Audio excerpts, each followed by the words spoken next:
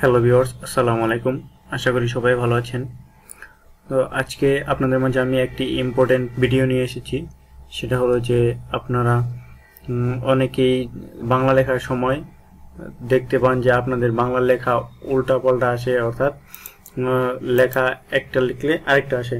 যেমন ক লিখলে দেখেন ল আসে, আবার ত লিখলে তালব্য আসে। এটা সমাধানের উপায় কি? তো আজকে আমি আপনাদেরকে দেখাবো যে এটা আপনারা খুব সহজে কিভাবে সমাধান করবেন। তো চলুন আজকের ভিডিওটি শুরু করা যাক।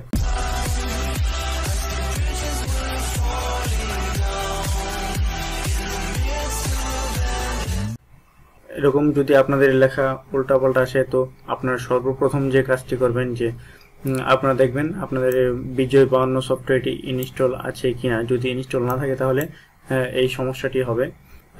স্টার্ট বাটনে চলে যাবেন। স্টার্ট বাটনে চলে যাওয়ার পর এখান থেকে খুঁজে দেখবেন যে আপনাদের বিজয় বায়ান্ন সফটওয়্যারটি ইনস্টল আছে কিনা। যে দেখুন আমার বিজয় বায়ান্ন সফটওয়্যারটি ইনস্টল রয়েছে।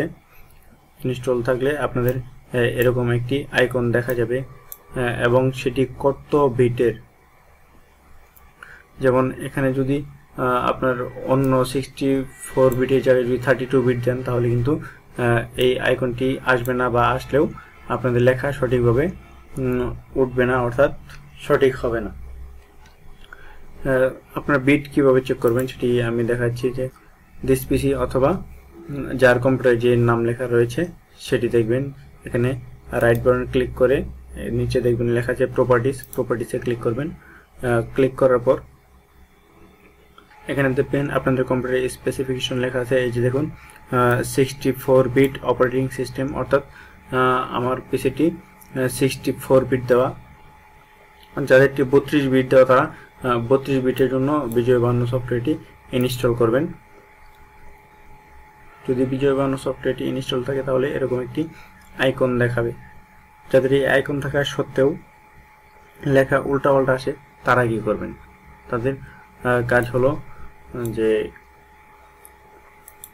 এখানে গিয়ে আপনারা এই যে এই আইকন থেকে, এই অ্যারো বাটন থেকে সিলেক্ট করে দিবেন বিজয় ক্লাসিক, অথবা আপনারা কিবোর্ড থেকে কন্ট্রোল অল্টার ডি চেপেও চেঞ্জ করতে পারেন। এই দেখুন আমার এখানে চেঞ্জ হয়ে গেছে। আবার যদি আমি কন্ট্রোল অল্টার ডি চাপ দিই তাহলে অটোমেটিক বিজয় ক্লাসিক হয়ে যাবে। এরপর আপনারা যদি লেখেন, দেখুন আপনার লেখাটি ঠিকঠাক হচ্ছে।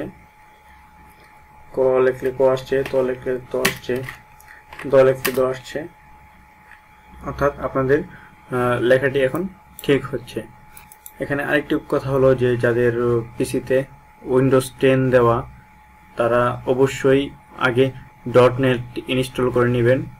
.NET ডাউনলোড করার পর আপনারা বিজয় বায়ান্ন ইনস্টল করবেন, তাহলে আপনাদের বিজয় বায়ান্নটি প্রপারলি ইনস্টল হবে।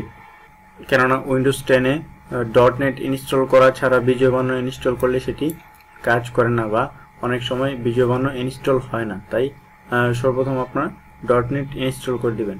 আর তাছাড়া যার পিসিতে এই আইকনটি এখানে নেই তারা কি করবেন? এই যে দেখুন আমি এখান থেকে এই আইকনটি রিমুভ করে দিলাম। এখন এই আইকনটি আপনারা কোথায় পাবেন? এই আইকনটি এই যে দেখুন নিচে একটি অ্যারো বাটন আছে, এখানে ক্লিক করলে এই যে দেখুন এখানে বিজয় বায়ান্ন সফটওয়্যারটি আছে।